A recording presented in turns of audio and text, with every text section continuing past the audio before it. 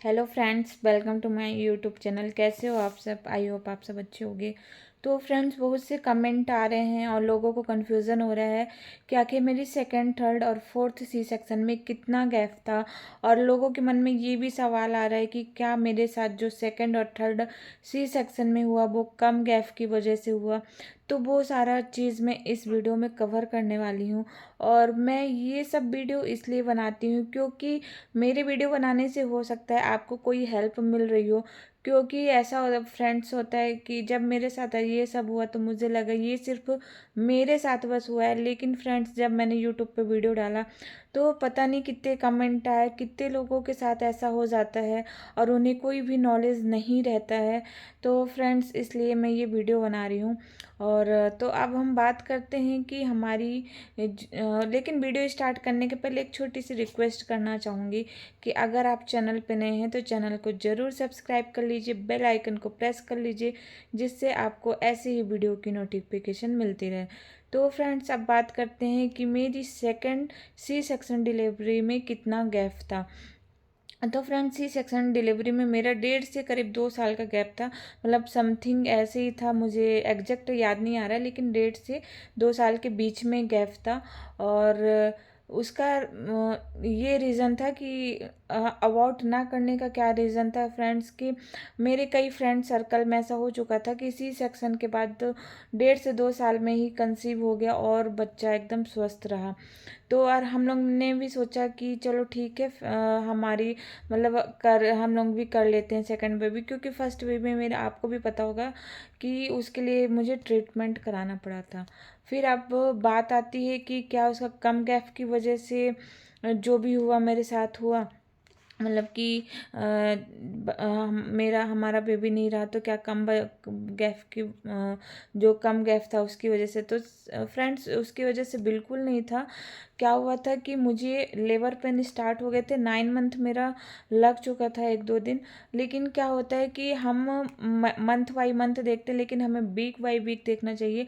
मेरा 35 वीक लगा हुआ था और मुझे लेबर पेन स्टार्ट हो गया था। जब हमारा एक सी सेक्शन हो जाता है तो क्या होता है फ्रेंड्स कि जब हमारा सेकंड सी सेक्शन होता है और हमारा लेबर पेन स्टार्ट होता है तो लेबर पेन में जो हमारे स्टिचेस होते हैं, बच्चेदानी में जो स्कार्स होते हैं वो खुलने लग जाते हैं। और जब लेबर पेन आता है तो हमें डिलीवरी कराना ही पड़ता है। और जो लेबर और कोई लंग्स का इंजेक्शन नहीं लगा था। और जब हुआ था तो होने के बाद बिल्कुल मतलब थोड़ा सा रोया और वो चुप हो गया। मतलब बच्चे का रोना बहुत ही ज़रूरी होता है जब बच्चे पैदा होते हैं। और उसके बाद में उसको झटके आने लगे और सांस लेने में प्रॉब्लम हो रही थी। तो ये था रीज़न। अगर उस समय ये हुआ होता कि लंग्स का मैच्योरिटी का इंजेक्शन लगा होता या मुझे कुछ थोड़ा बहुत नॉलेज होता, क्योंकि लंग्स मैच्योरिटी का इंजेक्शन तो आजकल आम बात हो गई है फ्रेंड्स। डॉक्टर लगाते ही हैं क्योंकि डॉक्टर कोई रिस्क नहीं लेना चाहते हैं। और वो ज़्यादा कॉस्टली भी नहीं आता है, ओनली 30 रुपीज़ का आता है और 24 आवर्स में 2 बार लगते हैं। फिर थर्ड वो चांस में क्या हुआ, थर्ड मुझे कब कंसीव हुआ, थर्ड मुझे 9 मंथ बाद ही कंसीव हो गया था, आपने वीडियो में देखा होगा। और उसमें मुझे कॉपर्टी लगा हुआ था। सेकंड सी सेक्शन जब हुआ था तभी डॉक्टर ने कॉपर्टी लगा दिया था, लेकिन वो अपनी जगह से हट चुकी थी और इस चीज़ का नॉलेज नहीं था। और मैं डिप्रेशन में भी चल रही थी। तो लगा कि हो सकता है कि सब कुछ सही हो जाए, क्योंकि जब एक बच्चा जब नहीं रहता है पूरे 9 मंथ को करने के बाद तो माँ एक डिप्रेशन में चली जाती है। तो फिर डॉक्टर हम लोग तो नहीं चाह रहे थे, लेकिन डॉक्टर ने बोला कि हाँ चलो ठीक है, कोई प्रॉब्लम नहीं होती। और सच में फ्रेंड्स अगर डॉक्टर सही से ध्यान देना तो कोई भी प्रॉब्लम नहीं होती है। फिर उसमें भी क्या हुआ कि सब कुछ नॉर्मल चल रहा था। मैंने थर्ड सी सेक्शन में कोई भी बेड रेस्ट नहीं किया था, फुल एक्टिव थे। फिर उसमें भी मेरा 35 वीक में ही मुझे लेबर पेन स्टार्ट हो गया था। और उसका रीज़न क्या था कि मुझे वोमिट आया था और मैं खड़े होके वोमिट एकदम झटके के साथ कर दी थी। और खड़े होके मैं खाना पीना खूब मतलब बनाई थी, तो उसके बाद मुझे वोमिट आया। और वोमिट आने से मेरे जो पुराने स्टिचेस थे वो ओपन होने लगे, लेबर पेन स्टार्ट हो गया। और उसमें भी इमिडिएटली मेरा सी सेक्शन हुआ था, उसमें भी लंग्स के इंजेक्शन नहीं लगे थे। तो उस टाइम पे भी बच्चे को सेम यही प्रॉब्लम आई थी कि झटके आ रहे थे और सांस लेने में प्रॉब्लम हो रही थी। तो कम गैप होने का कोई रीज़न नहीं है। अगर आपका एक बच्चा ठीक है, अगर आप दूसरा सी सेक्शन प्लान करना चाहते हैं तो उसमें आप कम से कम 2 साल 3 साल का गैप रख सकते हैं। लेकिन अगर एक बच्चा शांत हो गया है और दूसरा आप करना चाहते हैं लेकिन आप डिप्रेशन में चले गए हैं, तो एक सीजेरियन डिलीवरी को 9 मंथ मतलब 9 मंथ में आपके स्कार्स ठीक हो जाते हैं। तो अब बात आती है फोर्थ सी सेक्शन की, कब मैंने कंसीव किया। तो फोर्थ सी सेक्शन मैंने पूरे 2 साल बाद कंसीव किए, और उसमें भी मतलब मेरी डिलीवरी हुई है। आपका क्वेश्चन था कब हुई है, बेबी का वेट कितना है। तो इसमें मेरी बेबी की डिलीवरी मतलब 36 वीक कंप्लीट होने में एक दिन कम था। 11 को 36 वीक कंप्लीट होता, लेकिन 10 को मेरी बेबी हो गई है। लेकिन लंग्स के इंजेक्शन मुझे 2 बार लगे थे, और जो कि 15-15 दिन में लगे थे। एक 30 वीक में लगा था, एक 34 वीक में लगा था। और जब मेरी बेटी हुई तो इस बार खूब रोई थी, और क्योंकि हम लोग डरे हुए थे कि पता नहीं क्या कैसे बच्चा रोएगा कि नहीं रोएगा, लेकिन खूब बहुत ज़्यादा रोई थी। जब डिलीवरी होती है तो बच्चे का रोना बहुत ही ज़्यादा ज़रूरी होता है। अगर बच्चा रोता है तो उसका जो लंग्स होता है वो मतलब ऑक्सीजन ले पाता है, मेच्योर हो जाता है। और क्योंकि पेट के अंदर तो बच्चा मतलब कि लंग्स मेच्योर नहीं रहता है। लंग्स मेच्योर 37 वीक में होता है। और जब बच्चा बाहर आता है तो जब पहली बार रोता है तब उसका लंग्स काम करना शुरू करता है। तो इस वजह से बहुत ही ज़रूरी होता है बच्चे का रोना।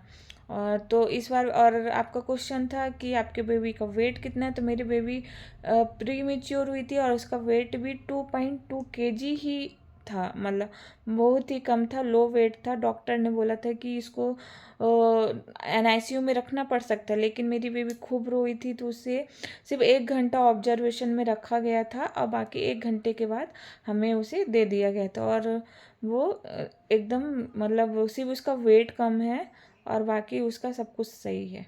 तो आई होप आपको आपके क्वेश्चन का आंसर मिल गया होगा। और आपका ये भी क्वेश्चन कर रहे हैं कि कब प्लान कर सकते हैं। तो मेरा मानिए तो अगर आपका फर्स्ट बेबी शांत हो गया या सी सेक्शन की वजह से कुछ भी मिस हैपनिंग आपके साथ हो गया है, तो आप अगर डिप्रेशन में हैं तो आप 9 मंथ, कम से कम 9 मंथ का आप टाइम ले सकते हैं। लेकिन 9 मंथ के पहले आपको अपने डाइट पे ध्यान रखना होगा। अगर आपका वेट ज़्यादा होगा तो कम करना होगा। और आपको प्रोटीन, कैल्शियम, आयरन, इन सब का जो मात्रा है वो अच्छा करना होगा। अपने खाने पे पूरा ध्यान रखना होगा। और अगर आप 2 से ढाई साल का गैप कर सकते हैं तो और भी अच्छा होगा। और लेकिन इसके पहले आप अपने डॉक्टर से ज़रूर कंसल्ट करिएगा, और कोशिश ये करिएगा कि अब आप जब कंसीव करें तो आपकी डॉक्टर फ्रेंडली हो और आपको समझने वाली हो, आपका केस सीरियसली लेने वाली हो। ऐसे डॉक्टर का आप चूज़ करिएगा।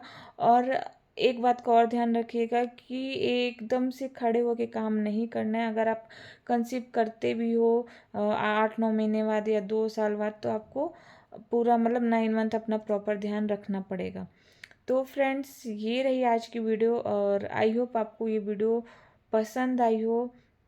और अगर आप वीडियो पसंद आई तो प्लीज़ वीडियो को लाइक कर दीजिएगा, शेयर कर दीजिएगा, और चैनल को सब्सक्राइब कर दीजिएगा। फ्रेंड्स, मैं एक एक जानकारी, एक एक वीडियो इसलिए बना रही हूँ क्योंकि मेरे जैसे पता नहीं कितनी मॉम है, कितनी मेरी फ्रेंड कह लो हैं कि इस दौर से गुजर रही हैं, और वो यूट्यूब पे वीडियो सर्च करते हैं लेकिन यूट्यूब पे ऐसे टॉपिक पे वीडियो नहीं मिलती है। क्योंकि कई लोगों के साथ तो ऐसा हो चुका है, लेकिन वो यूट्यूब पे वीडियो नहीं डालते। मेरा सिर्फ वीडियो डालने का एक ही मकसद है कि जो मेरी जैसे बहनें परेशान हैं या कुछ है, तो उनको थोड़ा सा मोटिवेशन मिल सके, थोड़ा सा वो स्ट्रांग हो सके, क्योंकि इंसान एक डिप्रेशन में चला जाता है। तो कुछ अगर एक भी बात, एक भी पॉइंट उन्हें हेल्प आती है या मतलब उनके काम आती है, तो ये मेरे लिए खुशी की बात होगी। तो इसलिए मैं एक एक जानकारी आप तक शेयर कर रही हूँ। आप जो कमेंट करते हैं, क्वेश्चन करते हैं, वो सब का आंसर मैं देने की पूरी कोशिश करती हूँ कि आप तक वो सारे आंसर मैं दे पाऊँ। और ये सब मैं अपने एक्सपीरियंस से दे रही हूँ, कहीं से नहीं कि मैं किसी का देख के, या मेरा जो एक्सपीरियंस है और एक्सपीरियंस के साथ दे रही हूँ। और सबसे बड़ी बात, आप पॉजिटिव रहिए, पॉजिटिव सोचिए, तो सारा कुछ आपके साथ अच्छा ही होगा। तो मिलते हैं फ्रेंड्स नेक्स्ट वीडियो में, तब तक के लिए राधे राधे।